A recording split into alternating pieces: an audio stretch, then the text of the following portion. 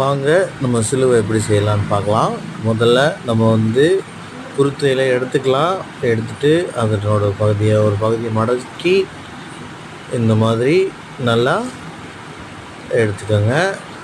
ஒரு பகுதியை மடக்கி எடுத்துக்கோங்க. 2ஆக மடிச்சதுக்கப்புறம் திரும்ப முன்பக்கமே திரும்ப ஒரு மடிப்பு போடுங்க.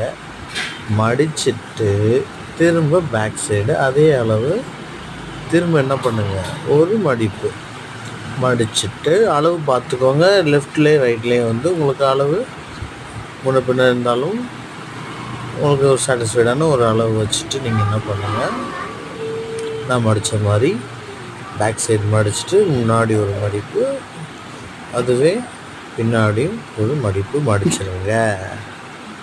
மடிச்சுட்டு அதனுடைய அந்த பின்பகுதியிலேருந்து திரும்ப ஒரு சின்ன ஒரு மடிப்பு போட்டு முன்பகுதி வழியாக இழுத்து கொண்டு வாங்க. இப்போ பாருங்கள், அது எப்படி நான் சொன்ன மாதிரி எப்படி செய்கிறேன் பாருங்கள். அதை மடித்து முன்னாடி இப்போ இந்த முன்னாடி இருக்கக்கூடிய அந்த இதை டைட் பண்ணுறோம் இதோட. ஸோ இதுக்கும் இப்போ என்ன பண்ண போகிறோம், அங்கேயே ஒரு மடிப்பு மடித்து திரும்ப கிராஸ் போட்டுட்டு திரும்ப கொண்டு வந்தீங்கன்னா மேல் பகுதியில்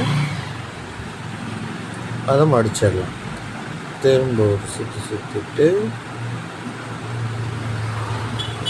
தேவையில்லாமல் எக்ஸ்ட்ரா இருக்கக்கூடிய லீஃபை நம்ம பிச்சு போட்டுடலாம். நமக்கு எவ்வளோ நீளம் இருக்குது தேவையில்லை. இப்போ அதை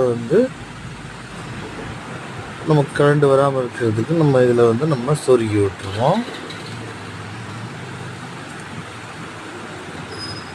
சொருகினதுக்கப்புறம் திரும்ப ஆப்போசிட் டைரக்ஷன்லையும் திரும்ப கொடுத்து டைட் பண்ணிட்டோம்னா அது எப்போவுமே கரண்ட் வராது.